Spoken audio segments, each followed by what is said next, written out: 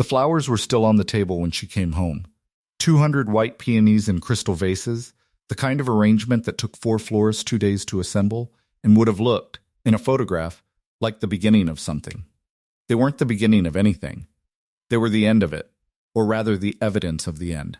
Standing there in the front hall of the Voss estate, in perfect silent abundance, while Alana Voss sat in her wheelchair in the doorway and looked at them and felt nothing she could name. She had not cried at the church. She had not cried in the car. She had sat in the back seat of the car that wasn't the wedding car anymore, that was just a car. And she had looked out the window at Charleston moving past, the old streets, the afternoon light on the water, the ordinary city that had not paused for any of it, and she had not cried. She would not be remembered as the woman who cried at her own abandoned wedding. That was the one thing she could control. Leave them, she said to whoever was hovering behind her, and whoever it was left. And she sat alone with the flowers for a long time.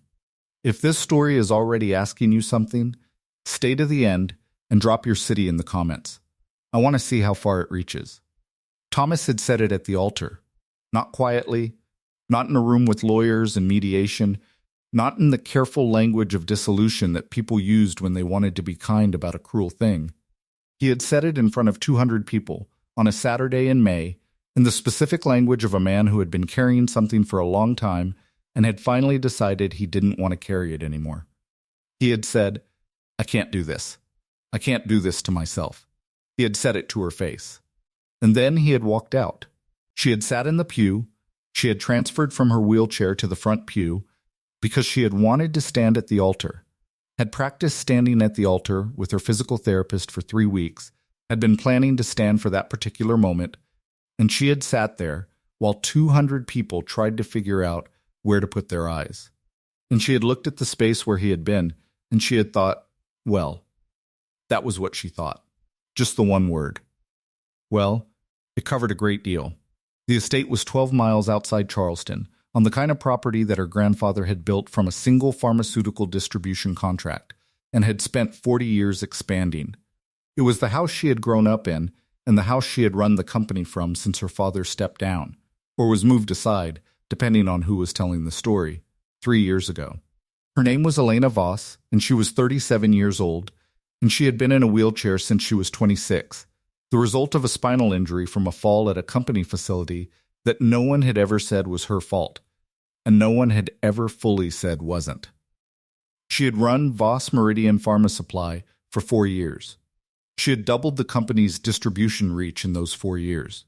She had been engaged to Thomas Hale, who was the COO of a rival logistics firm, for 8 months. She had been left at the altar 11 days ago.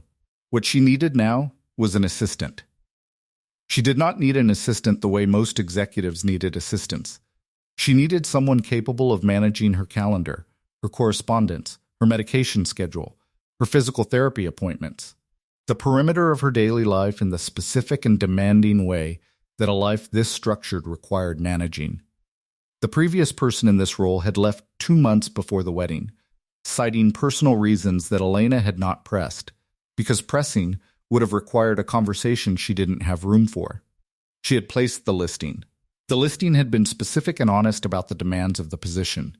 The agency had sent her 4 candidates in 2 weeks, and she had turned all 4 away in the first hour of each interview, not because they were unqualified, but because she could tell by the way they held themselves in the doorway that they had already decided what she was. She did not need someone who had decided what she was. On the 12th day after the wedding that wasn't, a man named Caleb Rowe arrived at the estate at 9 in the morning in a truck that was a few years past comfortable. He was 33, broad-shouldered in the way of someone who did physical work, with dark hair and the kind of face that had been through enough to settle. He wore a collared shirt, and he had tried with the collar, which told her something about how he'd read the situation, and his work boots were clean. He didn't look at the wheelchair first. Most people looked at the wheelchair first. They were usually not aware of this. They had been taught it was rude, and so they performed not looking with a particular quality of performance that announced itself. Caleb Rowe looked at her face. Not artificially, not pointedly, just the ordinary way a person looked at the person they were about to speak to. She noticed. She said, "You didn't send a resume." He said, "The agency has my file. I figured you'd read it." I read it.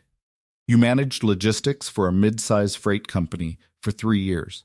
Before that, facilities management. Before that, nothing listed. Before that, personal reasons. She looked at him. That's the line I used on my last assistant. I know, he said. I saw the listing. She almost smiled. She didn't. Sit down. He sat. She walked him through the position for 40 minutes.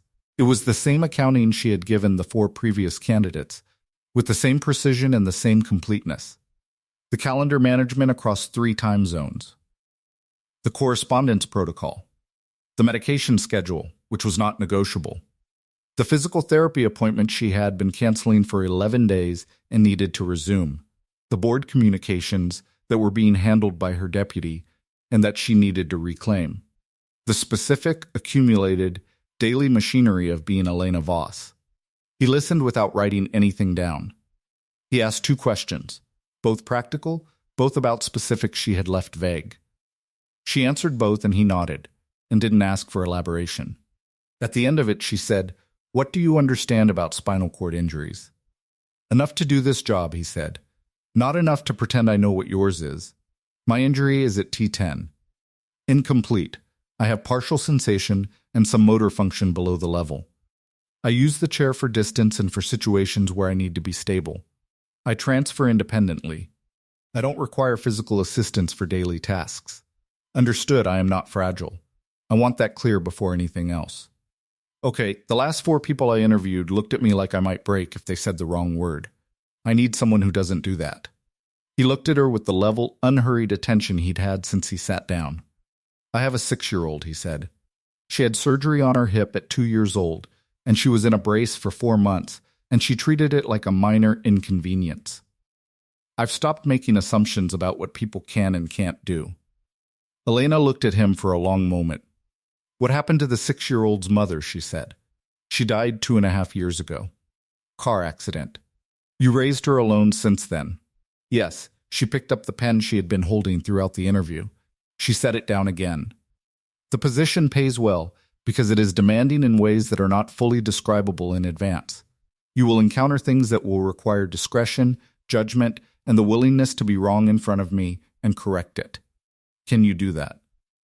"Yes. The last assistant was with me for 2 years. She left 2 months ago. I will tell you that she left because the demands were significant and she had her own life to return to, which is true. I will also tell you, because I think honesty is more useful than discretion in a first interview, that the previous 5 months had been difficult in ways that were not entirely professional." He didn't fill the silence. He just waited. "I was engaged," she said. "I am no longer engaged. The end of the engagement was public, and it was recently. If you take this position, you will be managing the aftermath of that in ways that will occasionally be unpleasant." "I understand. Do you have questions about the engagement?" "No, most people do. Most people are curious about things that aren't their business," he said. "I'm interested in the job." Elena Voss looked at Caleb Rowe with the specific attention she brought to decisions that mattered. "Start Monday," she said. 7 o'clock. He stood. He was almost to the door when she said, "Mr. Rowe." He turned. "What were the personal reasons?" "Before the freight company." He held her gaze for a moment. "I needed to be home," he said. "My daughter was very small, and I needed to be somewhere she could find me." Elena said nothing. "That's changed," he said. "She's 6 now. She's in school. She can find me." He left. She sat alone in the study for a moment. The study smelled of old books and the faint cedar of the paneling, and the particular silence of a house that had been, for 11 days, entirely too quiet. She picked up the compass from the corner of her desk. Silver, tarnished at the edges, the needle still accurate. Her grandfather's. He had carried it his whole career and given it to her on the day she was named to the board, the year she was 31. He had died the following spring. He had been the only man in her life who had simply and without drama stayed. She set the compass down. Monday, she thought. 7 o'clock. He arrived at 6:53. She was already at her desk. She heard the front door. Mrs. Adler, the housekeeper, had given him a key on Saturday at her instruction, and heard the particular quality of his movement through the house. Direct, unhurried, not loud. He appeared in the study doorway at 6:58. "I've reviewed the calendar for the week," he said. "You have 2 board calls, a supplier review that your deputy's been running, and 3 medical appointments you haven't confirmed. Do you want to go through the day now or after coffee?" "After coffee," she said. "And I do my own coffee." "I know."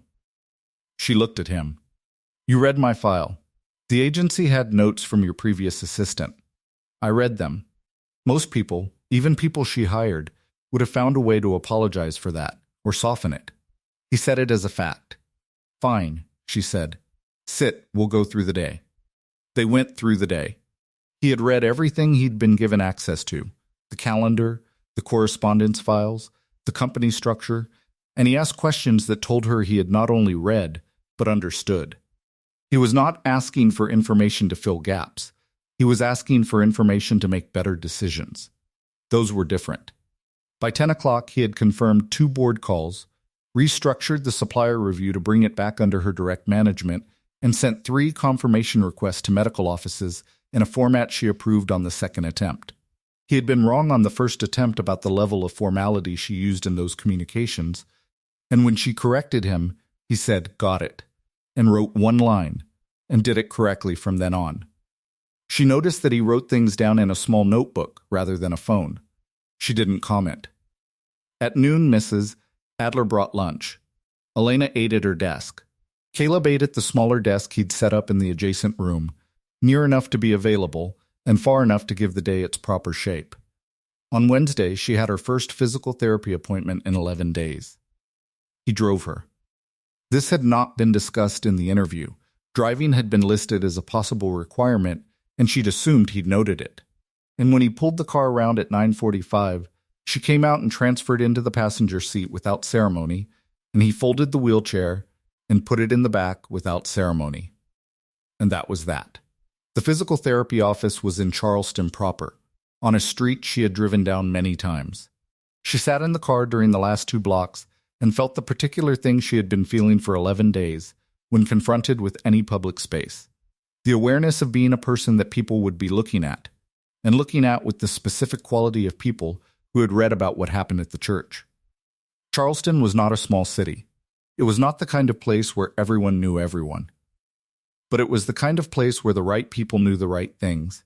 And Thomas Hale's family was the right people, and the story had moved the way stories moved in that kind of city, quickly, and with embellishment, and with a particular quality of sympathy that felt more like pity and more like entertainment than it felt like care. She was aware that she was about to walk into a medical office as Elena Voss, the woman who had been left at the altar, and that the person at the reception desk would know this, and that this was a thing she was simply going to have to do. She got out of the car. The person at the reception desk said, "Miss Voss, welcome back," and that was the whole of it. Either she was a better actor than she knew, or the woman was a professional about it, and it didn't matter which. Caleb waited in the car. She had told him he could wait inside. He had said he was fine in the car. She understood that this meant he had assessed the social geography of the waiting room and decided that being in it with her served no purpose. He was right. She was in the session for 50 minutes. Dr. Nadia Reyes was her therapist, had been for 3 years, and was the kind of professional who communicated through action rather than conversation. She documented, assessed, adjusted the program, and said at the end, "You've lost ground in these 11 days. We'll rebuild it. It'll take 4 to 6 weeks to get back to where we were." Elena said, "I know. Are you coming twice a week again?" "I need to check my calendar with my assistant." There was a brief pause. Dr. Reyes looked at her with the careful, neutral expression of a professional who had something to say and had decided to say only the professional part of it. "I saw something in the local paper," she said. "I know what you saw. Are you all right?" "I am better than I was 11 days ago," Elena said. "That's all I can tell you with accuracy." Dr. Reyes nodded. "Twice a week," she said. "We'll rebuild." In the car, Caleb said nothing about where she'd been or how long she'd been. He said, "Do you want to go straight home or is there anything you need to stop for?" She said, "Straight home." He drove. The radio was off. She looked out the window at the water as they crossed the bridge. She said, without planning to, "Do you know what happened?" At the church. There was a short pause. "I know enough," he said. "Most people in Charleston know enough. I'm not most people in Charleston." She looked at the water. He said he couldn't do it to himself. In front of 200 people. Those were his words. Caleb was quiet for a moment. "That's a thing you say," he said carefully, "when you've decided the other person isn't worth being honest with." She looked at him. He kept his eyes on the road, meaning he wasn't honest enough to say the actual thing, she said. The actual thing would have required him to admit the actual thing, which was probably that he'd decided the math didn't work for him and he'd rather blow up the wedding than sit across from you and explain it. She looked at the road ahead. "The actual thing," she said, "is that my disability became more than he'd calculated for." He thought he had estimated correctly, and he hadn't. Caleb said nothing for a moment. Then, "That's his failure, not yours." "I know," she said. "I'm not confused about that. I wanted to say it out loud. To someone who isn't going to tell me it means something about my worth." "It doesn't mean anything about your worth," he said. "It means something about his character." She turned back to the window. "Thank you," she said. The word came out clean, without the careful management she usually brought to it.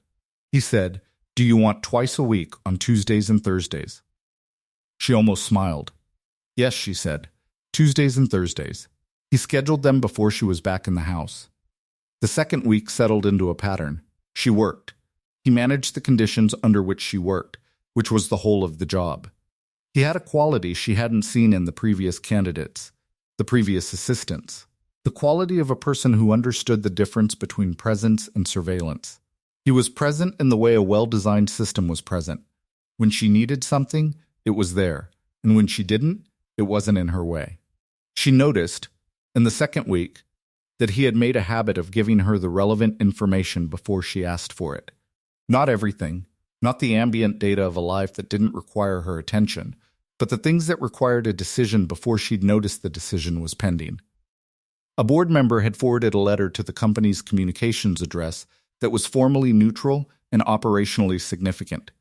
He had it on her desk with a one-line summary before she finished her morning call. 2 invoices had arrived that fell outside her usual authorization threshold. He flagged them with a note about each and 3 possible responses. She didn't use any of the 3 possible responses. She used a 4th one. He noted the 4th and used it as the template from then on. On Thursday, the first physical therapy session back, she came out of the appointment and he was not in the car. He was standing outside the building with a cup of coffee and a slight look on his face that said he'd been standing there for 4 minutes. "You waited outside," she said. "You were in there longer than the scheduled time." "Doctor, Reyes added something to the protocol. Is that good or bad?" She looked at the coffee. "Who is that for?" "You," he said. "I wasn't sure if you'd want it. You can leave it." She took it. "It's good," she said. "The protocol edition." He nodded once. He got her into the car and put the chair in the back, and on the drive home she told him she wasn't sure why she was telling him about the protocol edition, about the fact that Dr. Reyes was incorporating a new approach to her lower limb stimulation work, about the fact that Dr. Reyes had said, with her characteristically careful neutrality, that there were indicators she'd been watching for 3 months that she thought warranted a more aggressive approach. "Aggressive how?" he said. "There are some patients with my injury profile whose nerve pathway recovery is incomplete in ways that weren't fully understood when the initial prognosis was set. The technology for assessing it has improved." He was quiet for a moment. "What does that mean for you?" "It means there's a possibility that the original assessment of my functional ceiling wasn't complete." She said it the way she said difficult things, factually, stripped of the noise around it. "I am not going to make a plan around a possibility, but I'm going to pursue the more aggressive protocol and see what it tells me." "Okay," he said. "I'm telling you because it will affect the appointment schedule." "I know," he said, "but I think you were telling me for more than the schedule." She looked at the road. He was right. She had been telling him because it was the most significant piece of information she'd received in 11 days, and she had no one to tell it to. Her mother was in Savannah, and they had the kind of relationship that was maintained at a precise emotional distance. Her father, Richard Voss, would translate the information into risk. Risk to the company, risk to the board's confidence, risk to the picture he wanted to present of his family and his legacy. Her friends, and she had them, capable and warm women she'd known for years, she had not been ready to talk to any of them since the wedding. Caleb Rowe was here. He was driving her car. He had been paying full attention to her for 10 days. It was easier to tell him. "You're right," she said. He didn't make a thing of it. He drove. In the third week, her father came to the estate. She had known he would. She had known it the same way she knew everything Richard Voss was going to do, because he operated on a schedule of his own that was predictable once you understood that all of his moves were organized around the company's public image, and the image had been damaged by the wedding, and he would come to assess the damage and determine the response. He arrived on a Tuesday afternoon in a car he drove himself, which meant the visit was informal, which meant he wanted it to seem like care rather than strategy. Caleb was in the study with her when Richard Voss walked in.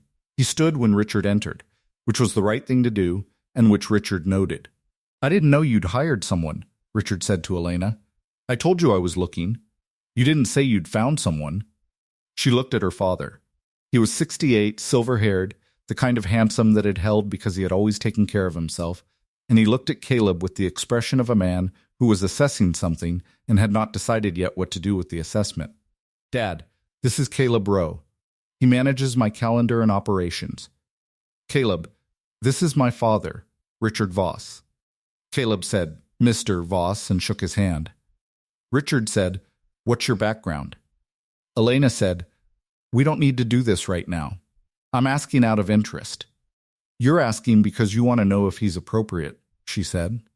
"He is. He's done excellent work in the 2 weeks he's been here, and I trust his judgment." Richard looked at her, then at Caleb. "Logistics management," he said, reading the file he'd clearly already obtained from somewhere. "That's right," Caleb said. "Elena has significant operational needs beyond calendar management. Does your background account for that?" "I account for what the job requires," Caleb said.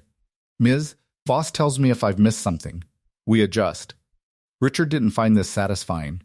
She could read his expression. He wanted a credential, a certification, a piece of paper that said this person had been assessed by an institution and found adequate.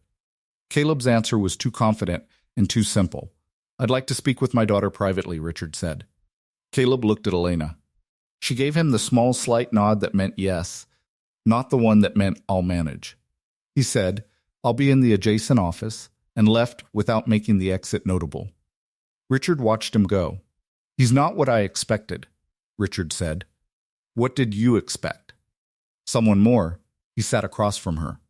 "Elena, I came to see how you are." "I know why you came, Dad. I'm worried about you. You're worried about the board's perception. You're worried about the quarterly call that's in 6 weeks and what the shareholders are going to say about the CEO's personal circumstances. You're worried about Thomas Hale's family and what they'll do with the story." Richard was quiet for a moment. The quality of his quiet told her she'd been accurate. "I'm also worried about you," he said. She believed that part. She had always been able to believe that part, even when the rest of it was difficult. "I'm functioning," she said. "The company hasn't lost anything in the past 2 weeks that matters. The board calls have been handled. The operations are running. Caleb has been instrumental in keeping the administrative side moving so I can focus on the strategic work. And personally, I'm doing what I've always done," she said. "I'm working." Richard looked at the desk, at the compass in the corner. He had a history with the compass. It was his father's, Elena's grandfather's, and he had been passed over for it in favor of Elena, which he had never fully forgiven her grandfather for and had never said so directly. "Your grandfather would have had something to say about all of this," he said. "He would have said Thomas Hale was a coward, and I was well rid of him."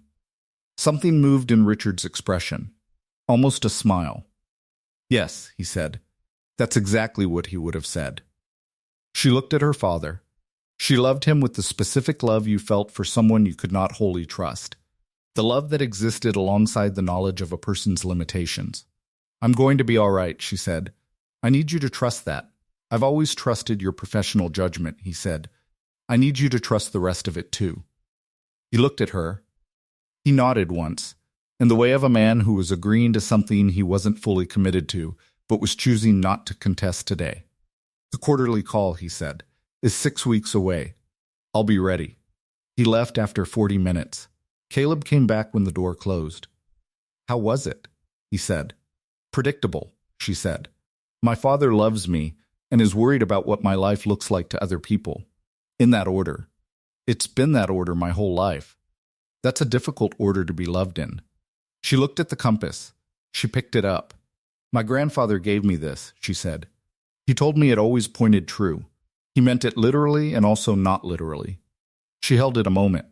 He was the only one in my family who looked at me like the disability was the least interesting thing about me. My father has never quite managed that. Caleb looked at the compass. He didn't reach for it. What did he do? Caleb said. Your grandfather. He built the company, she said. From nothing. A single truck and a contract to move medical supplies between 2 hospitals in 1961.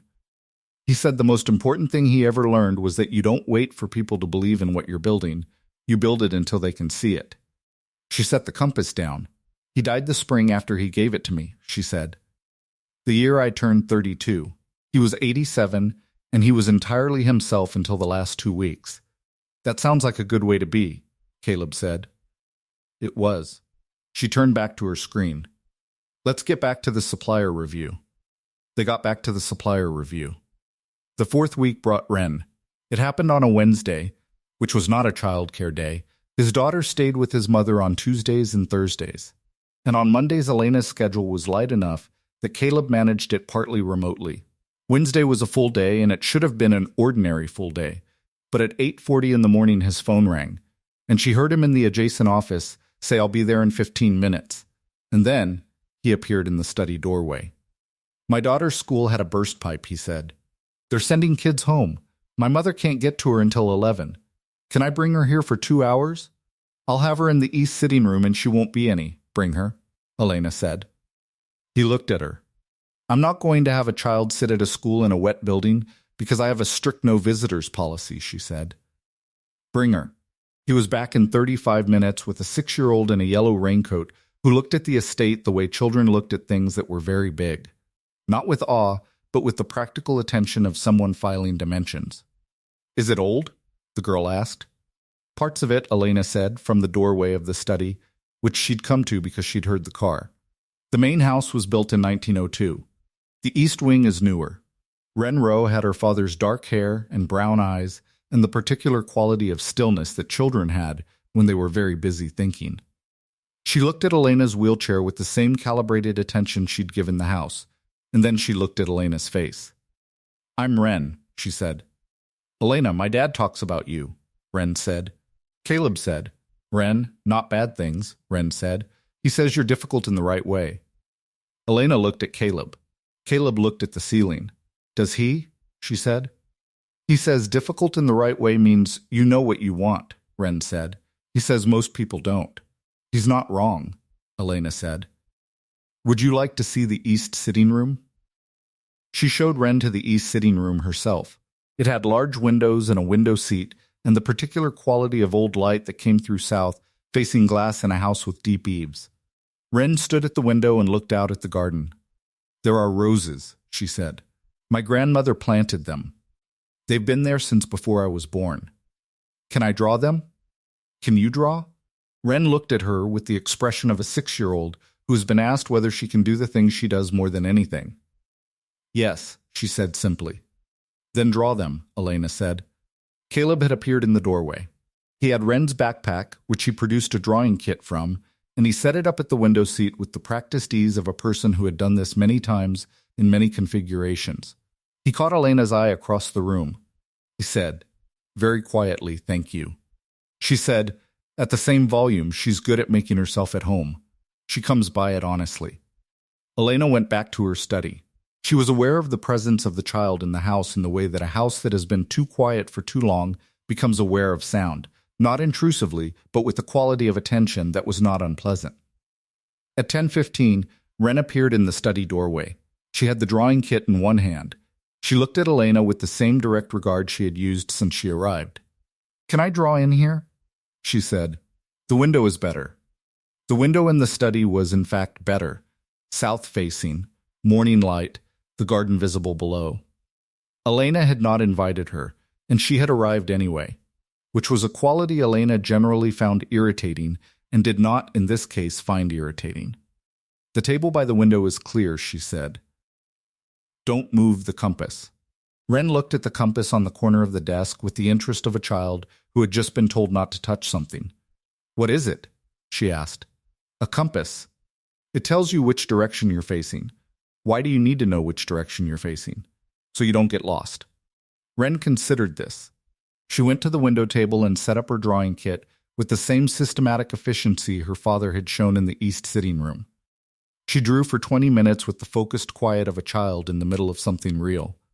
Then she said, without looking up, "Do you get lost?" Elena looked at her. "Sometimes," she said. Wren nodded. She went back to the drawing. At 11, when Caleb's mother arrived to collect Wren, Alana came to the front hall to say goodbye. Wren gave her the drawing before she left, a careful rendering of the garden and the roses, with the window frame visible at the top, and the light coming in at the angle it had been coming in at 10:15. "So you remember the roses are there," Wren said. "I've known they were there for 37 years. But now you have a picture of them from today," Wren said. "That's different." Elena held the drawing. She looked at Wren, who had already moved on to saying goodbye to Mrs. Adler, who was being very warm about it. Then she looked at the drawing. "Today," Wren had said. "That's different." She took the drawing to the study and put it on the desk, slightly to the left of the compass. She didn't say anything about it when Caleb came back from walking Wren out. He didn't say anything about it either. But when he sat at his desk in the adjacent room an hour later and glanced into the study, the drawing was on her desk and she was working. And he looked at it for a moment the way he looked at things that told him something useful, and then he went back to work. She was staring out the window 3 weeks later when she said to him, out of a silence that had been going for some time, "Thomas came to see me once after the accident. The one that caused the injury. I was in rehab. He came once, in the first month, and he looked at me in the bed and I could see him calculating." Caleb looked up from his screen. "He didn't say anything about it," she said. "He was very kind. He came twice more in the first 2 months, and then less, and by the end of the first year he had found reasons not to come to Charleston, and eventually the reasons accumulated into absence, and the absence accumulated into over. I was 26. He was the second person I'd been with seriously. I told myself the relationship had simply not been strong enough to survive a significant change in circumstances." She was looking at the compass. "I met him again at 35, she said, "at a logistics conference. He was divorced. He was different. Older, and I thought," she paused, "I thought that maybe the years had made him into someone who had grown past the calculation, that maybe the leaving had cost him something that made him understand the thing he'd failed to understand." Caleb was very still. "He was wonderful," she said. "For 8 months he was wonderful in a way that made me believe I'd been right, that he'd changed." She picked up the compass. She turned it in her hands. He hadn't changed. He'd just gotten better at not showing me the calculation.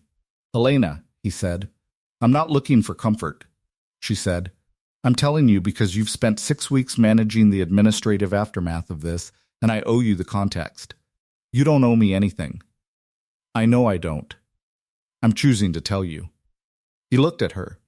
He said, "What does the calculation look like when you see it?" She held the compass. "It's in the way they don't quite meet your eyes when they think you're not watching.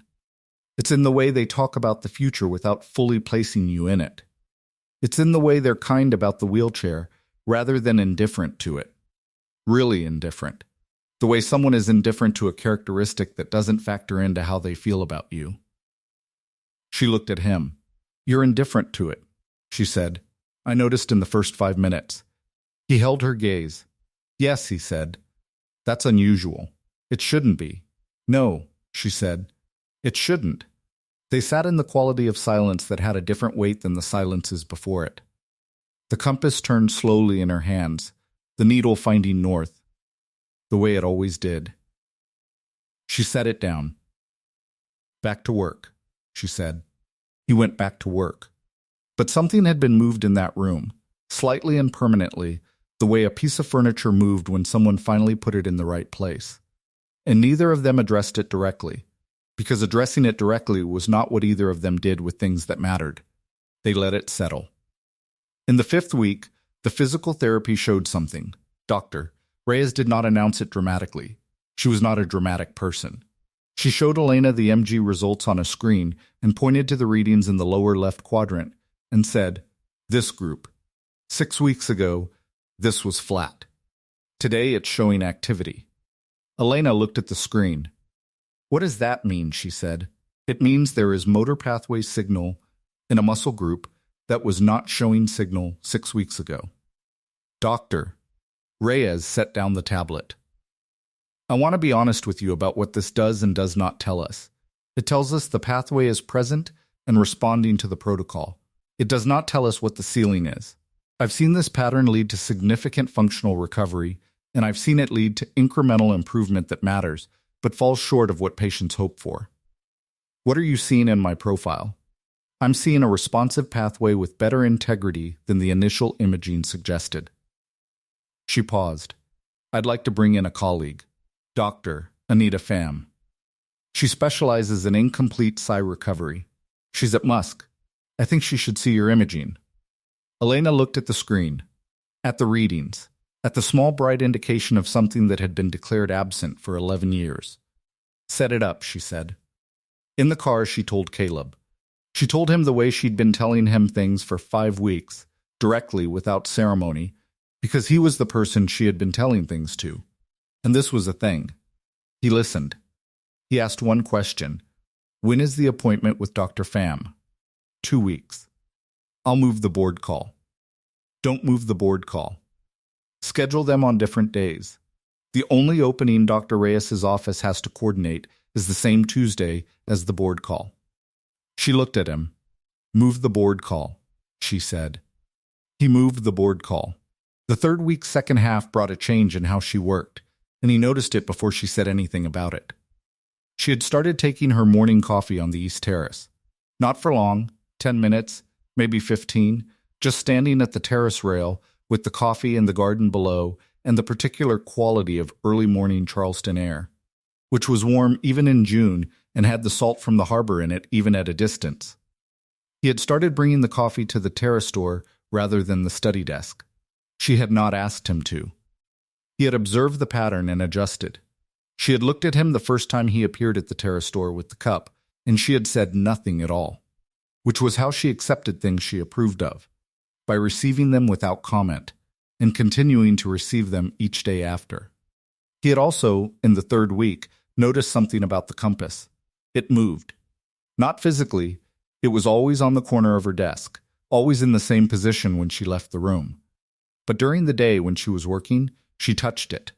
It was not a conscious gesture. She would be on a call, listening to the other party, and her hand would find the compass the way a hand found a stone in a pocket, automatically, the object serving the purpose of something to hold while the mind was engaged elsewhere. He didn't mention this. He filed it the way he filed everything about her that told him something useful. She was, he had come to understand, a person who needed a fixed point. Not a person, not a guide. She was too self-directed for that, too clear in her own judgment. She needed something that pointed true regardless of what was happening around it. The compass was that. It had been that since before he arrived. He was glad it existed. In the 4th week, the physical therapy changed texture. She came out of Thursday's session with the particular look she had when something had been said that she was processing but hadn't decided to share. He drove. He said nothing. They crossed the bridge. The harbor was gray that afternoon, the sky lower than it had been all week, the kind of weather that Charleston wore in the transitional weeks between summer heat and the cooler clarity of fall. At the turn onto the estate road, she said, "Dr. Reyes asked me something today." He waited. She asked whether I'd ever fully committed to a recovery-oriented protocol. Not maintenance. Recovery-oriented. She looked at the road. I told her I'd done everything the previous assessments recommended. And she said the previous assessments were based on a ceiling that may not have been accurately set. She paused. She wants to run a new MG. She wants current data rather than 11-year-old data. He considered that. Is that the first time anyone suggested that? The first time a medical professional has suggested it since I was 30, she said. I had a second opinion at 30 that said the same thing as the first. I stopped seeking second opinions after that. What made Dr. Reyes different? She was quiet for a moment. She was watching the response to the current protocol, she said. She said she's been seeing something in my left side response that she wants to investigate. Something that wasn't in the baseline documentation. That sounds like potentially significant information. It sounds like the beginning of something that might not go anywhere, she said. And I have been at the beginning of things that didn't go anywhere more times than I find it comfortable to count. He thought about how to answer that. He thought about the specific quality of a hope that had been disappointed before, how it was not the same as a first hope, how it had scar tissue on it, how the scar tissue was necessary and also sometimes confused with the hope itself. The MG is just information, he said, not a commitment. She looked at him. Information doesn't cost you anything, he said. You can decide what to do with it after. She turned back to the road. The MG is next Friday, she said. He put it in the calendar before they reached the house. The 7th week brought Richard Voss back, and this time he came with a folder. She knew what the folder meant before he opened it. She could read her father in the specific, granular way that you read someone who loves you and has been disappointing you in a predictable manner your whole life. The folder meant he had been doing something, that the something had produced documentation, that the documentation was now being presented to her as evidence in support of a conclusion he had already reached. Caleb was in the adjacent office. She had not asked him to leave. I've been in conversation with the board, Richard said. Which board members? Hartman and Pell and Lydia Song. She kept her expression level. Dennis Hartman and I spoke last week. He didn't mention any conversation with you. I asked him to keep it informal. You asked Dennis Hartman not to tell me you were talking to him about my company. Richard set the folder on the desk. Elena, you've been through a significant personal disruption. The shareholders are watching for any sign of instability at the leadership level, and you have given them one. The personal disruption was not mine, she said. It doesn't matter whose it was. It's attached to you. She looked at the folder. What's in it? He opened it. It was a summary document, cleanly formatted. The kind of document you commissioned when you wanted something to look official rather than personal. It covered the board's concern about the CEO's recent personal circumstances, the question of whether a personal employee without formal clinical credentials was managing the CEO's medical schedule appropriately, the suggestion that a formal review of executive support arrangements was warranted. She read it twice. You've been building a file on Caleb, she said. I've been making sure the board has full information about the people involved in your personal management. My assistant manages my calendar and operations, she said. He is not my caregiver. He does not require clinical credentials. He's involved in your medical appointments. He drives me to my medical appointments. That is a logistical function. Elena? Richard's voice shifted into the register he used when he thought he was being protective. She had known this voice her whole life, and she was done with it. I'm worried about you. I've been worried about you since before the wedding. You've been working in isolation on this estate, and the person closest to you has no formal qualifications, and no particular he has my trust, she said, which is a qualification you haven't managed to earn in 3 years of trying to manage my company around me. The room went quiet. Richard looked at the folder. I want what's best for you, he said. You want what's legible, she said. You want a version of my life that looks correct to the people you're worried about.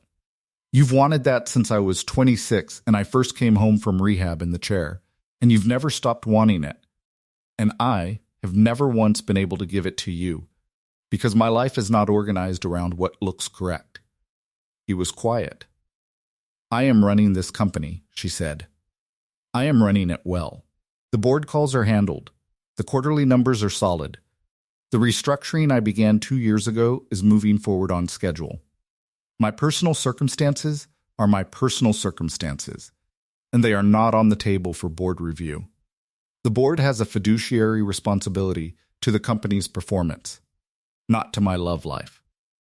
She looked at him. I know you love me, Dad. I know you're scared of the things you can't control. But what you're doing right now is using the board as a lever to get me to do something you want, and it's not new, and I'm not going to respond to it differently than I've responded to it every time before." He sat for a long moment. "The board is going to ask about the assistant arrangement," he said. "Then I'll answer their questions. They'll ask about his qualifications, and I'll tell them what he's produced in 7 weeks, which is considerable." She closed the folder and pushed it back toward him. "I appreciate that you came, Dad. I don't appreciate the folder. You can take it with you." He picked up the folder. He stood. He looked at her in the way he sometimes looked at her when the argument was finished, and he was left with whatever was underneath the argument, which was, as best she could tell, a combination of love and the specific grief of a man who had decided what his daughter's life was going to be, and had watched it become something else. "I'll see myself out," he said. "I know." He left. She sat in the study for a moment. She heard, in the adjacent office, the quiet sound of Caleb doing the work of the day. Not performing busyness, just working, the same way he always worked. She knew he had heard everything. She picked up the compass. She turned it over in her hand. Caleb appeared in the doorway. "Do you want to talk about it?" he said. "Not right now." "Okay." He started to turn. "He's going to bring it to the board," she said. Caleb turned back. "My father is going to make a formal request for a review of your qualifications and your role here. He's going to frame it as concern about my support arrangements. What he actually wants is leverage to bring in someone he's vetted, someone he can trust to report back to him about what I'm doing." Caleb was quiet for a moment. "How many board members does he have?" "He's been talking to 3. If he gets a 4th, he can call a formal review." "Who's the 4th?" She thought about the board's composition. 12 members, a combination of independent directors and legacy shareholders.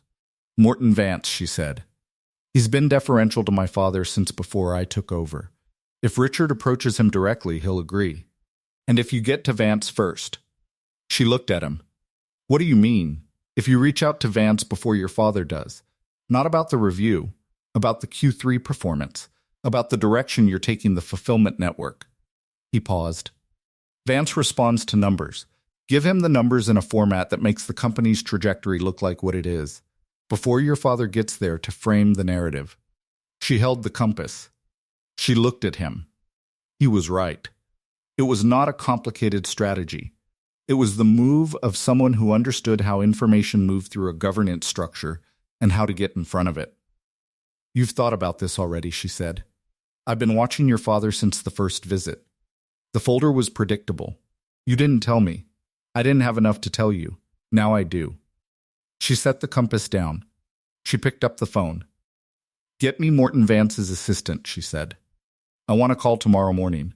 She got the call with Morton Vance the following morning at 9 o'clock and spent 22 minutes walking him through the Q3 numbers and the fulfillment network restructuring she was 3 months into completing. Vance was deferential and attentive, and asked 2 questions that were better than she'd expected from him, and when she finished, he said, "I had a message from your father yesterday. He mentioned he'd like to speak with me." "About what?" she said. He wasn't specific. A pause. This call was helpful context. She said, "I'm glad." After the call, she went to find Caleb. He was in the east sitting room, which had become his working space on days when the adjacent office felt too close, and he was reading through supplier contracts. He looked up when she came in. "Vance is not going to be the 4th vote," she said. Caleb nodded. "I told him about the fulfillment network," she said. "He asked 2 good questions. He understands the logistics side better than your father gives him credit for." She stopped in the middle of the room. The morning light was coming through the south windows the way it came through in the drawing that Wren had left on her desk 7 weeks ago, and she was standing in it. And she became aware, in this moment, of the specific quality of the room. Large, warm, with a man in it who was doing his work, and who was, incidentally, the person she talked to most in a given day, and the person whose judgment she trusted most among all the people in her orbit. That was not a thing she had planned. "I need to tell you something," she said. He set down the contract. "My father is not going to stop," she said. He is going to bring this to the board, and the board is going to review it, and I am going to have to answer questions about your role and your qualifications, and I want you to know that in advance." "I know," he said. "I've been thinking about it." "And?" He looked at the window. "I have the same gaps in my resume that I've always had," he said. "My logistics background is real. My management experience is real. The service years before that are also real. None of it is going to produce the clean credential line your father wants. I know that. So when the board reviews it, they're going to find the same thing your father found. Adequate professional background. Unorthodox path. The work you've done in 7 weeks is the credential," she said. "I'll tell them that. They may not accept that. Then I'll accept the consequences of insisting on it." He looked at her. His expression did the thing it did when she said something that went past what he expected. It wasn't surprise exactly, more like recognition. "Elena," he said, "don't talk me out of it." "I wasn't going to," he said. "I was going to say, you don't have to protect my position. If the review creates a problem for the company, the only problem the review creates for the company is the review itself," she said, "which my father engineered. And I'm not going to respond to a manufactured problem by making a real concession." He held her gaze. Something between them in that room was very close to being named. She turned away from it. "I also need you to know," she said, back to him now, looking at the window, "that there is something happening with the physical therapy. Doctor, Fam's appointment is next week. I may be facing a significant period of intensive work. If the protocol produces what Dr. Reyes thinks it might produce." "Okay," he said. "It would affect the schedule." "I know, and it would be a process with uncertain outcomes. I'm not going to make claims about what it leads to." "You don't have to make claims," he said. "We'll handle it when we know what it is." She turned. He was watching her with the full, steady attention he always gave her, the attention that was not managing her and was not performing interest and was simply him, paying attention to her the way he paid attention to things that mattered. She thought, "This is the thing I have not had before." She didn't say that. She said, "The board review is in 3 weeks. My father is going to make sure of it." "I know. Be ready." "I'm always ready," he said. "That's the job." She looked at him for one more moment, then she went back to work. The board review came in the 3rd week of the 8th month, on a Friday that started cold and gray and turned. By the time the board members arrived at the estate for the in-person session Elena had insisted on, she did not attend board reviews by phone if she could help it, had never attended them by phone, and was not going to start into something clear and bright. Richard Voss was not present. He was a shareholder, not a board member, and she had structured the agenda around operational matters specifically so that his presence was not appropriate. He would have the results afterward. She had not blocked him from receiving them. Dennis Hartman ran the review with the careful efficiency of a man who had agreed to run it because Richard had asked him to, and who was now genuinely trying to do it correctly. He asked about the assistant arrangement in the most careful possible language. He asked about Caleb's qualifications. He asked about the medical appointment logistics. He was not unkind. She answered everything directly. She laid out Caleb's 7 weeks of work in the format Caleb had helped her build, quantifiable outputs, resolved problems, before and after on the operational metrics he'd touched. She explained the medical appointment logistics the way it was.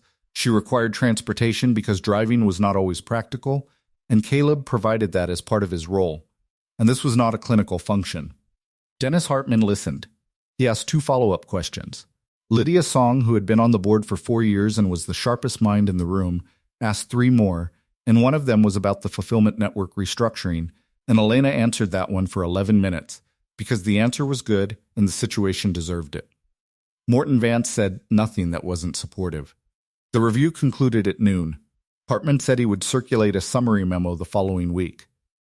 Lydia Song caught Elena alone in the hall before she left and said, simply, "The Q3 numbers are strong. Keep doing that." Elena said, "I intend to." Caleb was in the study when she came back in. He looked up. "How did it go?" he said. "Well enough," she said. "What does that mean?"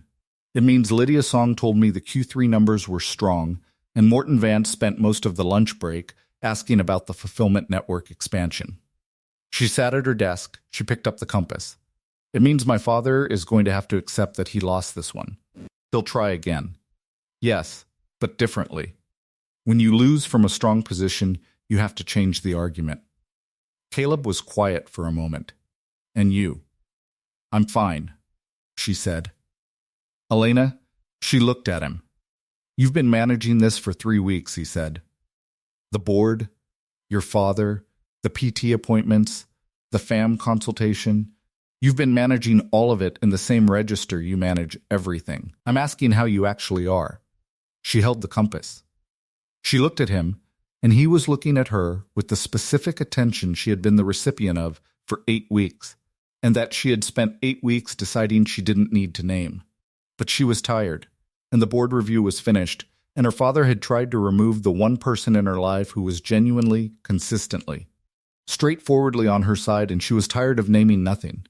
I'm tired, she said, and she paused. I am not accustomed to having someone in my corner without a competing interest. My grandfather was that person, and he's been gone for 6 years. And you've been? She stopped again. He waited. You've been that, she said. These 8 weeks. Without positioning it. Without it being strategy. And my father tried to take it away from me, and I'm tired of losing things. Caleb stood up from his desk. He crossed the room. He didn't sit across from her.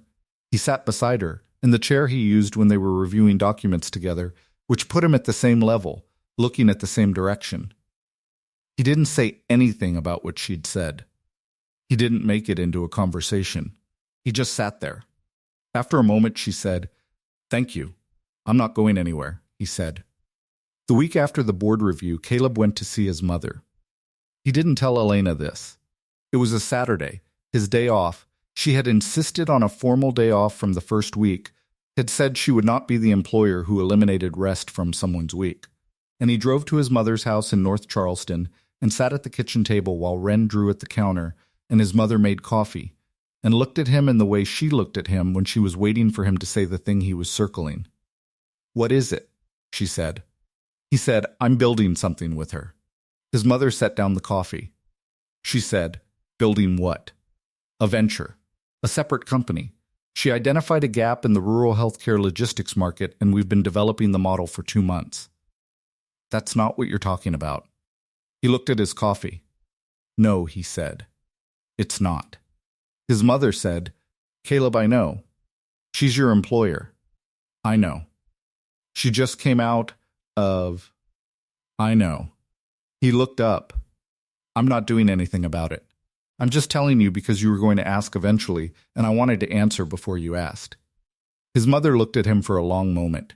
She had the particular quality of a woman who had watched her son build his life around a sequence of things that were not what he'd expected, who had seen him rebuild after Maya, who had sat with Wren in the years when Wren was small and the loss was large, and Caleb was working out how to be enough.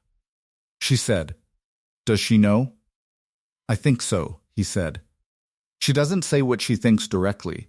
Not about personal things. About everything else, yes. About this, she's been careful. Are you being careful?" "I'm waiting," he said, "until she's ready. However long that takes." His mother looked at Wren, who was drawing with complete absorption and had not been listening to any of this, or had been listening and had decided to give them the particular privacy of a child who was better at reading rooms than adults expected. She said, "Maya would have liked her." He was quiet.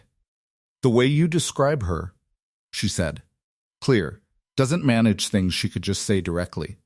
Knows what she's doing and knows why." A pause. Maya would have found that interesting. He thought about Maya. He thought about the way Maya had assessed people, quickly, accurately, without particular sentiment about whether the assessment was flattering. He thought about what she would have said, sitting in that estate study, watching Elena pick up the compass. She would have asked about the company, he said. She would have wanted to know everything about the distribution network. His mother smiled. "Yes," she said. "She would." Wren looked up from the drawing. "Are you talking about Mom?" "Yes," Caleb said. "You can tell me," Wren said. I like knowing things about her. He looked at his daughter. He thought about 6 years and all the versions of this conversation and how Ren had always received the information about her mother with the practical, grounded attention she brought to everything. Not grief exactly, because she had been too young for the grief to have taken the same form as his, but something genuine in her own, a way of holding her mother that was specific to Ren. Your mom would have liked Elena, he said. Ren considered this. I know, she said. They're the same kind of person. He looked at her. What kind is that? The kind who notices the small things, Ren said, and went back to her drawing. He drove home that evening thinking about what Ren had said. About noticing. About the compass that Elena held without thinking. About the drawing on the desk. About 12 steps in a rehabilitation center and the expression on Richard Voss's face when he saw them. He thought, there are people who show you what they are in the small things, and you have to be paying attention to see it. He had been paying attention. She looked at the compass. The needle was pointing north, the way it always did. True, her grandfather had said. Always true. She believed it. Doctor, Anita Pham looked like someone who had been asked too many dramatic questions about her work and had made peace with giving undramatic answers. She was 50-something, with short gray hair and reading glasses that she wore on her face rather than on her head, and she reviewed Elena's imaging with the particular attention of someone who was reading a document rather than confirming a conclusion. She did not tell Elena what she expected to find before she found it. She spent 40 minutes reviewing the imaging and the MG results and the 6 weeks of updated protocol data that Dr. Reyes had sent over, and then she sat down across from Elena and said, "What has Dr. Reyes told you about the activity in the L3 muscle group?" "That it was absent 6 weeks ago and isn't now," Elena said. "That's accurate." Dr. Pham put the tablet down. "I want to give you a precise account of what I'm seeing and what I don't know yet. Is that acceptable?" "It's what I prefer." The L3 activity is real and it's consistent, not variable, not artifact. Consistent motor pathway signal in a group that was documented as non-responsive at the time of your initial injury assessment. She paused. The initial assessment was conducted with the technology available 11 years ago. We have substantially more sensitive tools now. Whether the pathway was always present and undetected, or whether there's been some spontaneous partial recovery, I can't tell you with certainty. What I can tell you is that the pathway exists and it is responding. Elena held the compass in her lap. She had brought it without thinking about it, had picked it up from the desk when she stood to go and found it in her hand in the car. "What does that mean for functional recovery?" she said. "I've seen profiles like yours. The injury level, the trajectory of the initial loss, the early plateau followed by maintained function, resolved differently with current protocols than they did with the protocols available when you were first assessed." Dr. Pham looked at her. "I want to be honest with you. I cannot promise you that the protocol Dr. Reyes and I are discussing will lead to standing or walking. I can tell you that in cases with similar pathway profiles, it has. I can also tell you that the reverse is true, that I've had patients with similar profiles who responded to the protocol and plateaued at a level that was meaningful but fell short of ambulation. What do you need from me? Your full commitment to an intensive protocol. Twice a week minimum, ideally 3 times. For at least 6 months, possibly 12. The protocol involves electrical stimulation, intensive gait work with support, and a home exercise program that will take 45 minutes daily. Elena looked at the compass. She turned it over. The needle moved and then steadied. My schedule is complex, she said. I know. I am running a company. I know that too. Dr. Pham held her gaze. My practice is full of people running things. I'm not going to tell you to stop running the company. I'm going to tell you that this will require you to treat the rehabilitation as an operational priority and not a personal luxury. It's never been a luxury, Elena said. No, doctor, Pham said. I could see that. I'm saying the schedule needs to reflect that it's essential rather than optional. Elena thought about Caleb, about the way he restructured her calendar when she told him something mattered, about the way the restructuring was never a negotiation. It was just done. I have someone who manages my schedule, she said. He'll make it work. Doctor, Pham looked at her. There was something in her expression that was not quite a smile. That's useful, she said. Ilana started the intensive protocol the following week. 3 mornings a week, she was at the Musk Rehabilitation Center by 8 o'clock. Caleb drove her. She had not told him what the appointments involved, and he had not asked beyond confirming the time slots. On the 3rd morning, he was waiting outside when she came out at 11, and he looked at her and said, "That was harder than the previous sessions." "It's a different protocol," she said. "How different?" She was tired. Not the usual work tired, but the specific tired of a body that had been asked to send signals along pathways that weren't used to receiving them. She felt it in her lower back, and in something she wasn't fully able to describe, a sense of interference, like static in a channel that had previously been silent. "Doctor, Pham is pushing the stimulation intensity," she said. "It's uncomfortable." "Uncomfortable how?" "Like a part of me that wasn't talking is being made to talk," she said. "And it has a lot to say about it." He was quiet for a moment. He opened the car door. She transferred and he put the chair in the back and they drove. On the bridge, he said, Ren had her hip follow-up appointment last month. The doctor said she'd exceeded the expected recovery. She did it by doing the exercises every single morning without being told. She's 6. She's always been like that. He glanced at her briefly. She decides something is important and she does it. Elena looked at the water. "She gets it from you," she said. He was quiet for a moment. "I learned it from her," he said, "after Maya died." I didn't want to do much of anything for a while. Ren would wake up in the morning and do her routine, eat her breakfast, brush her teeth, get her shoes, like the routine was the thing keeping the world ordered. She was 3 years old, and she was teaching herself that the world had order if you behaved like it did. He paused. I watched her do that every morning for about 4 months, and eventually I figured out that she was right. Elena held the compass. She had not meant to bring it again, but she had, and she was aware of it in her hand in the way she was aware of it on the desk, as something that held its direction regardless of what she was doing. "My grandfather came to the hospital," she said, "when I was injured. He came the day of the accident and he stayed for a week. He sat with me in the rehabilitation unit and he told me about building the company from the single truck contract. He told me about the years that were difficult. He told me about the people who told him the logistics business wasn't viable, who said the margins were too thin, who said the territory he was trying to cover was too wide." She turned the compass in her hand. He didn't say anything about my legs. He didn't say anything encouraging about recovery or about the future. He told me about his work. And I understood that he was telling me, here is a person who kept going, and here is what keeping going looked like, and you come from that, and it is in you. She looked at the water. "He stayed the whole week," she said. "He didn't need to. The company was running, his assistant was handling things. He stayed because he didn't want me to not have someone there. He was 76 years old, and he sat in an uncomfortable hospital chair for 7 days because he thought it mattered." Caleb said nothing. "Thomas came once," she said. "He was there on day 4, for 2 hours. He was kind. He held my hand. He said the right things.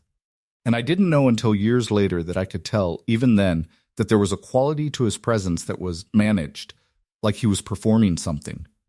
She set the compass in her lap. My grandfather wasn't performing anything. He was just there. "He sounds like someone who knew what mattered," Caleb said. "He was the clearest person I ever knew," she said. "Clear about what he was doing and why. Clear about what he felt. He never made me wonder whether what he was showing me was what was actually there." The bridge ended. They were in the city now, heading toward the estate road. "That's a rare thing," Caleb said. "Yes," she said. "I've only found it once since him." She did not clarify what she meant. She did not need to. He drove. The city moved past. The silence was the good kind. The 9th week came, and Ren came with it. She had started coming to the estate on Wednesdays when school was out, not because of childcare emergencies, but because Elena had said, the week after the first visit, she can come on Wednesdays if she wants to draw. And Caleb had told Ren. And Ren had appeared the following Wednesday with her drawing kit and the systematic certainty of someone who has received an invitation and intends to. Use it fully. She drew everything. The rose garden in multiple seasons. She had now been there enough weeks to see the June roses and the July roses, and she maintained strong opinions about the difference. The study window at different times of day. The compass. Twice. Once as she saw it on the desk, and once as she imagined it from below. Looking up at it the way something small would look at something it was navigating by. She gave Elena every drawing. She said, "The third Wednesday, the compass drawings are for you specifically, not for the desk, for you." "Why specifically for me?" Elena said. Wren considered this. "Because you hold it when you're thinking hard," she said. "I noticed." Elena looked at the drawing, the compass from below, the needle pointing toward something outside the frame. "You notice a lot," she said. "Dad says it's important to notice," Wren said. "He says most people don't." "What do you think it means?" Elena said, "when people don't notice?" Wren thought about this with the full weight of a 6-year-old who takes questions seriously. "I think it means they're only seeing the big things," she said finally, "and the small things are where most of the important stuff is." Elena held the drawing. "I think you're right," she said. On the 10th Wednesday, Wren sat beside Elena's wheelchair at the desk, not in front of it, beside it, which was a location she had migrated to over the weeks, as naturally as she migrated to the window seat when the light was right, and she was drawing something Elena couldn't see, and she said without looking up, "Are you and Dad going to stay together?" The study went completely quiet. "We work together," Elena said. "I know," Wren said. "I mean after." She looked up. Her expression was the direct, unmediated expression of a child who has not yet learned to make what she's actually thinking more comfortable for the person she's saying it to. After the job is just a job and you're like, "People?" Elena held the compass. "I don't know," she said. Wren nodded. She went back to the drawing. "Okay," she said. "Why did you ask?" Elena said. Wren was quiet for a moment, still drawing. "Because you both get smaller when the other one isn't in the room," she said. "Like a light that's dimmer when it doesn't have the other light next to it." She said it like she was describing a weather pattern, factually, without expectation. Elena set the compass down. She looked at the drawing Wren was working on, which turned out to be a drawing of the two of them, Elena at the desk, the compass in her hand, Wren beside her, the window above both. "You're drawing us," Elena said. "It's for the desk," Wren said. "You need a person in it." She had said this before, Elena remembered. The first drawing. You need a person in it. She had put the drawing of the roses on the desk. She had not put a person in it. Wren was going to fix that. "Okay," Elena said. Wren finished the drawing before lunch. She signed it in the corner, her name in the careful letters she used for things that were official, and she put it on the corner of the desk, and she said, "There." Elena looked at the drawing, at the compass in her own drawn hand, at the window above both of them, at the two lights. She did not say anything about what Wren had said. When Caleb came in after lunch, she did not tell him about it. But the drawing was on the desk, and he saw it, and he stood in the doorway and looked at it for a moment. He looked at Elena. She looked at the compass. He went back to work. The 11th week. Doctor. Fam called on a Tuesday afternoon. Elena was in the middle of a board correspondence, and Caleb brought her the phone with the expression he used when something was time-sensitive. She took the call. "Doctor," Fam said, "I'd like to show you something in person. Can you come tomorrow?" She came. The imaging was on a screen in Dr. Fam's office, and Fam walked her through it with the same careful, undramatic precision she brought to everything. She pointed to the L3 readings. She pointed to 3 other areas, L1, S1, a region in the right side gluteal complex, where the pattern had changed in the past 4 weeks. "The protocol is producing broader response than I expected at this stage, Doctor," Fam said. "The pathway integrity across these 4 groups is significantly higher than the baseline we started with." Elena looked at the imaging. "And," she said. "Doctor," Fam looked at her. "I want to try something in the session tomorrow," she said. "I want to try parallel bars." Elena was very still. "I'm not making a prediction, Doctor," Fam said. "I want to be clear. I'm not telling you what's going to happen. I'm telling you the data supports trying. Okay, Elena said. Do you want to bring someone? Elena thought of Caleb. She thought of the way he sat in the car and waited. She thought of Ren saying you both get smaller when the other one isn't in the room. Yes, she said. She told him in the car. She said, the session tomorrow, doctor. Fam wants to try something.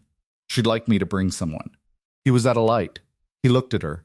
Do you want me to come in? He said. Yes, she said. If you're willing. I'm willing, he said. It may not be anything, she said. I want you to know that. It may be a test that produces a flat result. I know.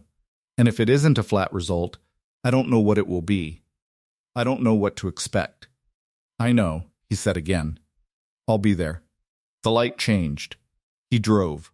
The session was at 9 in the morning. Dr. Fam's rehabilitation space was quiet at that hour. Just the therapist and her assistant and the equipment in its positions and the particular light of a clinical space that is designed for things that take effort. Caleb stood near the wall. Elena had told him where to stand, and he was there, exactly where she'd said. In the way he was where she needed him, always, doctor, Fam talked her through the setup. The parallel bars were adjusted to her height. The stimulation leads were placed. She ran 15 minutes of baseline stimulation. Then she said, I want you to put both hands on the bars and shift your weight forward. Elena put her hands on the bars. She shifted her weight forward. Now, doctor, Fam said, I want you to try to stand. Elena looked at the bars. She looked at her hands on the bars.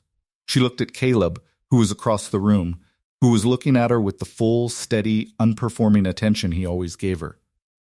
She tried to stand. The first attempt produced nothing. The second attempt produced a tremor through her right leg that was not the tremor of spasm, but something that felt like effort arriving in a channel that had not carried it before. The third attempt. She pushed forward. She shifted her weight onto her feet. She felt the bars under her palms and the ground under her feet, and the specific, enormous, almost inexpressible sensation of weight passing through her legs down into the floor. She was standing, not fully, not freely. Her arms were taking some of the load, and her legs were shaking with the effort, and it lasted 4 seconds before she lowered back into the chair. But for 4 seconds, she had stood. Dr. Pham was writing. Her assistant was writing. The room was very quiet. Elena sat in the chair and felt the specific quality of a body that has just done something it didn't know it could do. Her legs were shaking. Her hands were shaking. She was aware of the shaking without being overwhelmed by it, the way you were aware of the aftermath of effort that was real. Caleb crossed the room. He came to stand in front of her. He didn't crouch down. He stood at his height, which meant he was looking slightly down at her, and he looked at her with an expression that had nothing managed in it, nothing performed, the full thing. She looked at him. 4 seconds, doctor, Pham said. I know how long it was, Elena said. Her voice was level. She had decided her voice was going to be level. Caleb said nothing, but his hand found hers where it was resting on the armrest of the chair, and he held it. And that was the whole of what needed to be said. They built on the 4 seconds. Week by week, session by session, the way you built anything real, one small increment at a time, each one impermanent on its own and necessary in the sequence. By the 14th week, she was standing for 30 seconds, unassisted. By the 17th week, she took 6 steps between the bars. Dr. Pham did not use words like miracle. She used words like progress, protocol response, and unexpected ceiling recalculation. Elena used the same vocabulary. She had not told the board. She had not told her father. She had not told anyone who would translate it into a narrative about her that she hadn't written herself. She told Caleb everything, in increments, after each session, in the car. He listened. He asked the practical questions, the schedule, the physical demands, what she needed adjusted at the estate to support the home program. He answered the impractical ones too, the ones she said late in the evening when the work was done and the house was quiet, and she said the things she was thinking without deciding to say them. She said once, I don't know how to want this carefully enough. He said, What does carefully enough mean? It means, I've been through this before. Not this specifically, but hope that turned out to be wrong. And I've learned how to close the door on hoping. Because the door stayed open too long before, and the closing is worse than not opening. He said, the door is already open. I know. So the question isn't whether to want it, he said. The question is what you do with the wanting. She thought about that for a long time. She said, what do you do with it? When something matters and you don't know how it ends. He was quiet. He said, I think about Ren. I think about the hip brace and the exercises every morning. I think about the fact that she didn't do the exercises because she knew they'd work. She did them because she had decided they were important, and that was enough. Ilana turned the compass in her hands. She's remarkable, she said. She'd tell you she's just organized, he said. Elena smiled. She said, she's been asking me if she can draw the rehab center. I know. She told me. Did she tell you why? She said because things that are hard work should have pictures too, so people know what they looked like. Elena looked at the compass. The needle was pointing north. True. I said yes, she said. I know that too, he said. In the 19th week, the venture formed. It did not form suddenly. It formed the way things formed when two people had been building towards something that neither had named, by one of them finally saying the name. They were reviewing a supplier proposal for the fulfillment network expansion, the restructuring that Caleb had been helping her develop since the first month, and the proposal involved a logistics partner in rural South Carolina, whose network was specifically designed to serve small community health providers, rural clinics, home health agencies, the medical supply chains that the large distribution systems didn't serve efficiently. Elena read the proposal and set it down. This is what the company should have been doing since the beginning, she said. Caleb read the line she was pointing to. He looked up. Community access fulfillment, he said. It's a separate venture, she said, not a department. Its own structure, its own model, designed from the beginning to serve the underserved access points. The large systems have multiple distribution partners. The rural clinics run on logistics that break regularly because no one has built the infrastructure specifically for them. Caleb looked at the proposal, at the network diagram, at the geographical coverage gaps that the diagram made visible. You'd need someone to run the operational side, he said. She looked at him. He held her gaze. I've spent 19 weeks learning how this company works, he said. I know the supplier relationships, the distribution network, the operational constraints. I know the fulfillment gaps better than anyone except you. Better than anyone except me. She agreed. I've never built anything from the ground up, he said. You've been building this from the ground up for 19 weeks, she said. You just didn't know that's what we were doing. He was quiet. The venture would need co-founders, she said. It would need my distribution network and your operational management. It would need to be separate from Voss Meridian so the board can't reach into it. It would need, she paused. It would need to be something we build together. Roe and Voss, he said. She looked at him. He said it the same way he said most things, directly, without ceremony. Like a thing that was true, being stated. That's the name, he said. She picked up the compass. I was going to say access fulfillment, she said. Roe and Voss access fulfillment, he said. She looked at him for a long moment. Yes, she said. That's the name. They spent 6 weeks building it. Real weeks. Financial modeling, legal structure, supplier outreach, the specific operational architecture of a venture that had to function in under-resourced environments where the margins were thin and the need was real. Caleb built the operational framework. Ilana built the commercial structure. They worked in the East sitting room most evenings. The study had become hers again in the way it had been before he came, a working space. And the East sitting room had become theirs, the room where the building happened. Ren came on Wednesdays and drew the East sitting room too, with the same systematic completeness she brought to everything. She drew it with both of them in it. She put the drawing on the window seat, not on the desk, because it was, she explained, for the room, not for Elena specifically. Both of you should have something in the room, she said. Not just her. Caleb said, it's her house. Ren said, it's your room. He didn't have an answer for that. In the 24th week, Rowan Voss Axis Fulfillment filed its incorporation documents. It was a Thursday afternoon in October, cooler now than it had been. The estate's roses passed their season, the property taking on the particular color of a southern autumn, still warm-toned, still abundant with the thing that would eventually become bare, but not bare yet.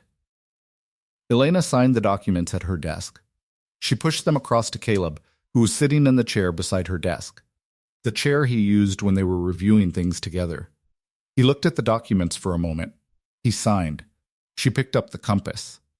"My grandfather used to say that you knew a venture was real when you signed something and felt it," she said. "Not anxious, not just procedural. You felt that something was now true that wasn't true before. Do you feel it?" he said. She turned the compass over. "Yes," she said. He looked at the documents, then at the compass. "Me too," he said. The venture launch was scheduled for 2 weeks out, a private event at the estate. The first event at the estate since Elena had stopped having events the previous year.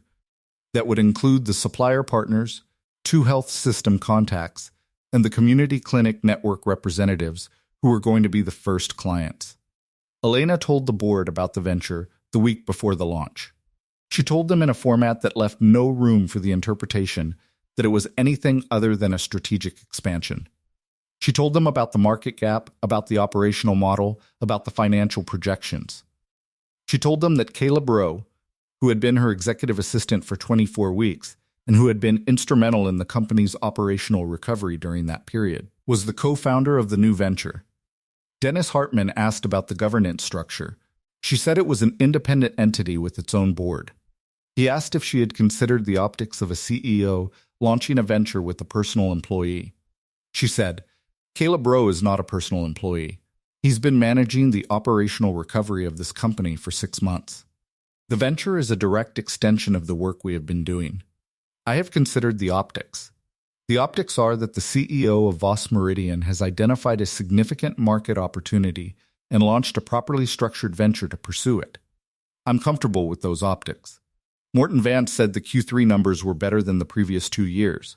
Lydia Song said the market analysis was solid. Richard Voss, who had been told about the venture before the board call, had called Elena the evening before. The call lasted 11 minutes. He said he had concerns. She said she understood his concerns. He said the Rowe name on the venture was problematic. She said, "Dad, he stayed. In a year where almost everyone left, he stayed. His name is on it, because it's earned." Richard was quiet on the phone for a long moment. Then he said, "Your grandfather would have done it exactly the same way." She said, "I know." He said, "I'll be at the launch." He was. The launch was on a Friday evening, warm for October, the estate lit from outside, and in for the first time in over a year. Elena had opened the house.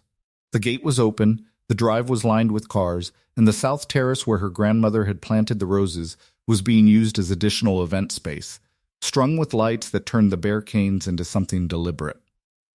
She stood on the terrace, with the forearm crutches she had been using for outdoor terrain for the past 3 weeks, the ones that gave her the stability the uneven surface required, and she watched the people moving through the space.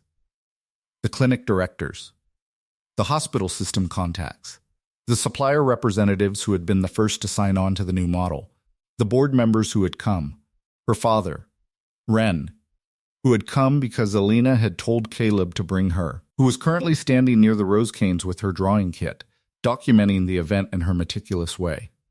Caleb, he was across the terrace talking to one of the clinic directors, and he was doing the thing he did in rooms where she needed someone to represent the operational side of what they were building. He was clear and direct and made the work sound like what it was, which was necessary and real and thought through. She watched him. He turned at some point and found her across the terrace and held her gaze for a moment, the brief simple acknowledgement of 2 people who are in the same place and both know why. Then he went back to the conversation. Her father appeared beside her. "You're standing," he said. "I've been standing for about 6 weeks," she said. "I know." He looked at her. He looked at the crutches. He looked at her face with an expression she could not fully read, which was unusual, because she had spent her life reading Richard Voss. This expression had something in it she hadn't seen before. Something that was working past the calculation, past the image management, past the concern about what things looked like. Something that was just him, looking at his daughter, standing in her grandmother's garden. "Elena," he said. "Dad?" He looked at the terrace, at the people moving through it, at Wren with her drawing kit by the rose canes. "I've been wrong," he said, "about some things." She waited. "Not about caring," he said. "I've been right about caring. I've been wrong about what caring required of me." He was quiet for a moment. "I thought protecting you meant removing things that were uncertain. That if I could make your life more legible, more correct, in the way I understood it, then I was helping." "I know that's what you thought. I watched him with you tonight," Richard said. He didn't say Caleb's name. He didn't need to. "He doesn't look at you like something to be protected." "No," she said. "He looks at you like someone he's working with, someone he respects." A pause. "That's different from what Thomas looked at you like." She held the crutch handles. She felt the ground under her feet, the uneven terrace stone, the slight shift of weight required to stand on it, the specific physical fact of being upright in the space where she had been upright as a child, before the injury, and had not been upright in years. "Yes," she said. "It is." Richard said nothing more about it. He stood beside her for a while, the two of them looking at the terrace, at the lights and the rose canes, at the company she had built and the venture they were launching and the people who were here for it. "Your grandfather would have stood right here," he said. "I know," she said. "And he would have told you about the single truck contract." She smiled. He would have told everyone within earshot about the single truck contract. Something moved in Richard's face that she hadn't seen in a long time. Something simple. "Yes," he said. He would have. She spoke at the launch for 12 minutes. She talked about the market gap. She talked about what the venture was built to do and why it mattered. She talked at the end about what had made it possible. She said, "Rowe and Voss Access Fulfillment exists because of the work Caleb Rowe has done in the past 6 months to rebuild this company's operational capacity while I was managing a significant personal transition. He came here without credentials that satisfied the usual boxes, and he stayed when staying wasn't easy, and he built something that I could see alongside what I was building, and that's the foundation this venture stands on. The name on it is earned. I want to say that directly and on record." She looked at Caleb. He was standing at the edge of the terrace. He looked at her with the full, steady, particular thing that was just him, paying attention to what mattered. She turned back to the room. "The work this venture will do is unglamorous and essential," she said. "The rural clinics and the home health agencies and the small community providers that make up our initial client network do not have the logistics infrastructure they need. We are building it. That's what we're here to celebrate."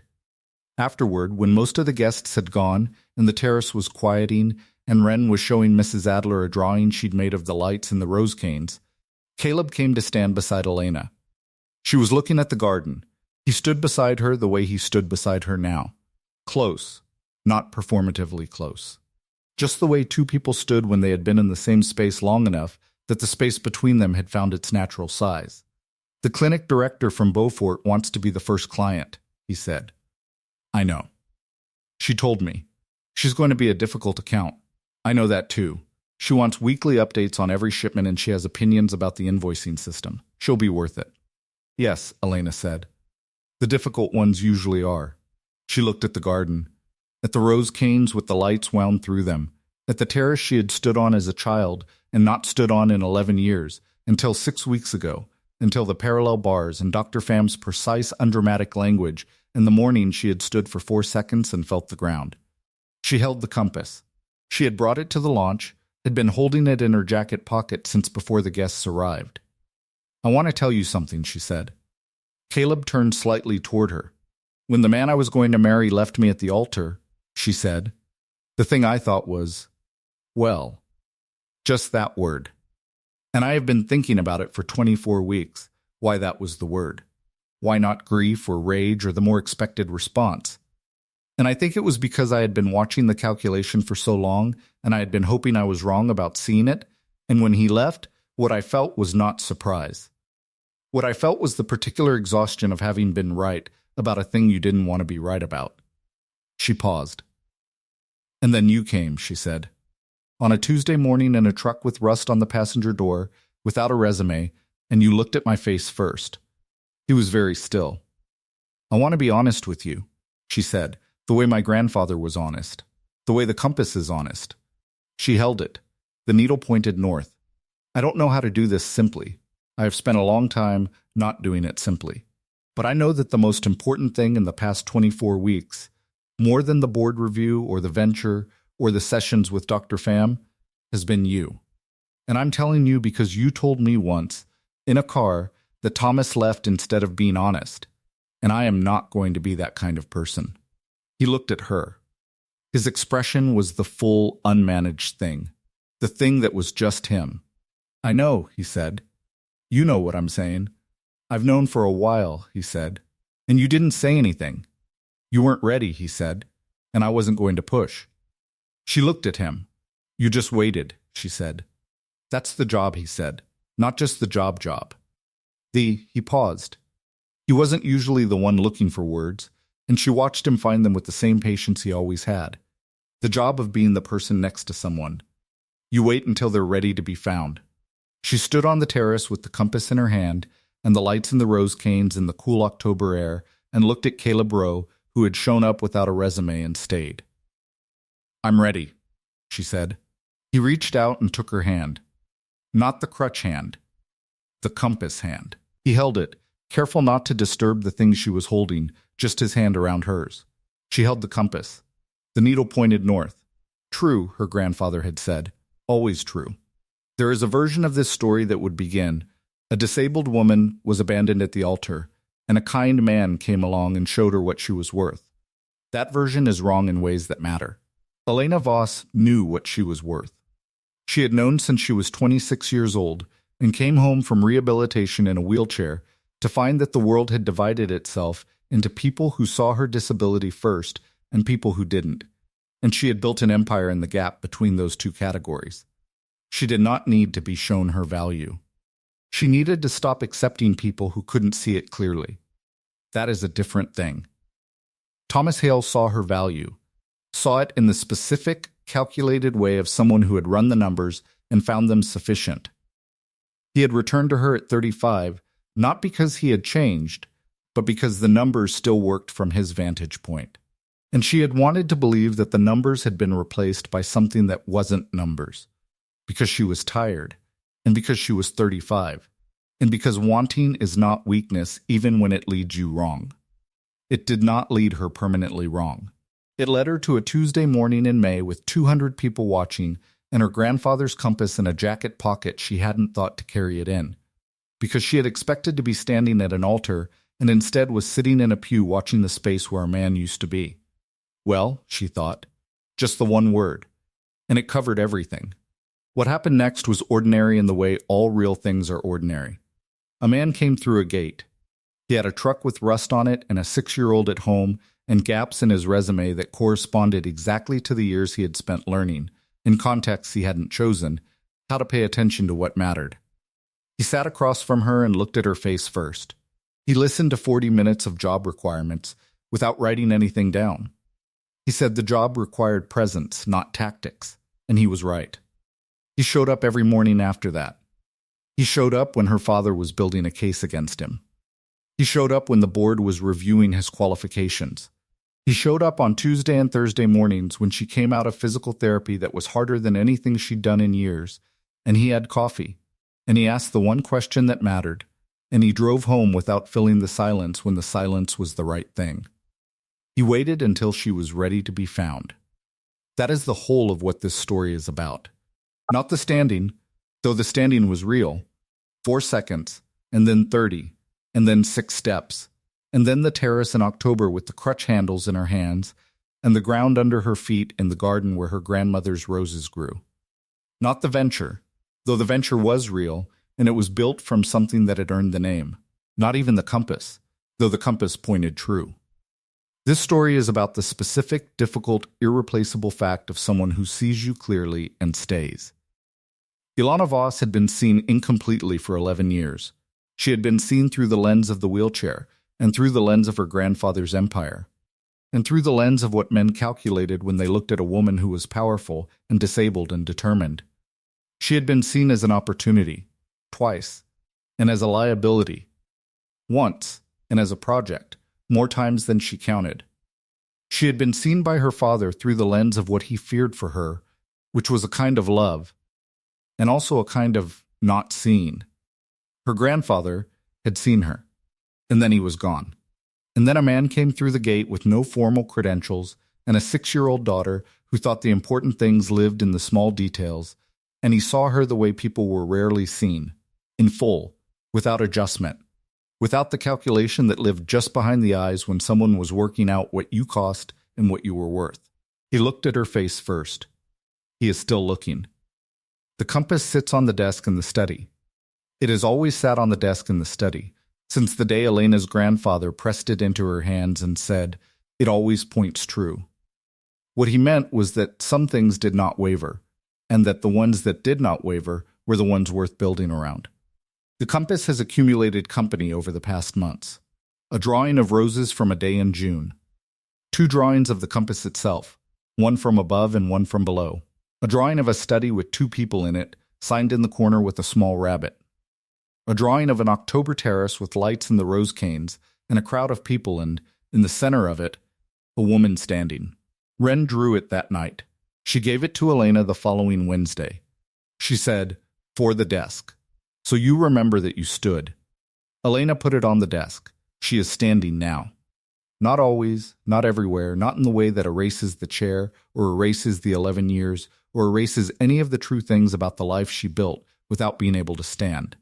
She stands when it is possible, and she uses the crutches when the terrain requires it, and she sits in the chair when the distance is long, because the chair is a tool, and the crutches are a tool, and the ground under her feet is a gift she is not going to waste on managing other people's expectations about what it means. What it means is that the pathway was there, that it had always been there, that the data 11 years ago was incomplete, and the ceiling was wrong, and that the specific, undramatic, careful work of showing up to the parallel bars and doing the protocol had produced something real that nobody had been certain was available. Richard Voss came to the rehabilitation center in the 22nd week. He came because Elena told him the progress, and he asked to come. He sat in the chair against the wall where Caleb had stood, and he watched Dr. Pham run the session, and he watched Elena between the bars, with her hands on the rails and her feet on the floor, and he watched her take 12 steps. He did not cry. He was Richard Voss, and he did not cry in clinical settings. He sat very still, with his hands folded in his lap. And when Elena transferred back to the chair and looked at him across the room, he said, "Your grandfather would have stood up."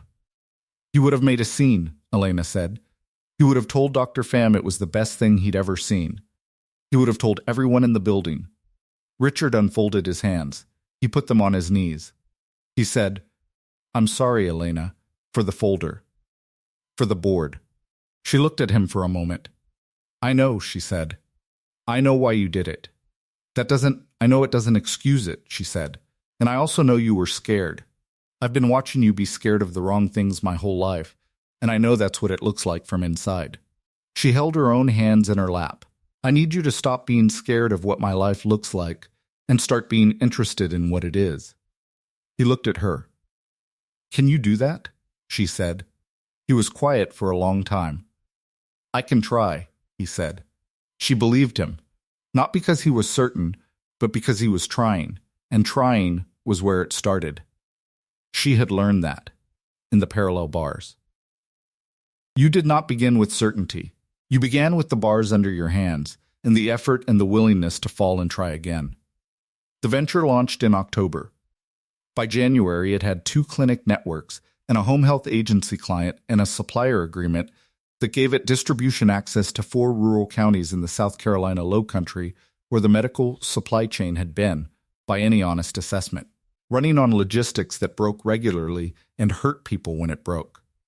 Caleb ran the operational side. Elena ran the commercial structure. They worked in the east sitting room most evenings, which had Wren's drawing on the window seat, and the particular quality of a room that had been used for something it was built for. On an evening in February, late, with the work mostly done and the house quiet except for the wind off the water, Elena said, "My grandfather used to say that you knew a company was right when you stopped being able to imagine not having built it." Caleb looked up from the contract he was reviewing. "Can you imagine not having built this?" she said. He looked at her. He looked at the east sitting room, at the drawing on the window seat, at the compass she had carried in from the study because she had been thinking about something and brought it without deciding to. "No," he said. "Neither can I." She held the compass. The needle pointed north. It always pointed north. That was the thing about a compass made honestly. It did not give you the direction you preferred. It gave you the direction that was true. She had stopped looking for the direction she preferred. She was looking at what was true. It was enough. It was more than enough. It had always been more than enough, waiting in the small details that Wren had known to look for. In the single truck contract and the man who drove it, and the morning she'd sat in a front pew and thought, well, just the one word, and meant by it, I have been freed from a thing that was not the right thing, and now I can go and find what is. She found it. A man with no resume. A 6-year-old who drew the important things so they'd have pictures. A compass that pointed true. That was the whole of it, and the whole of it was everything.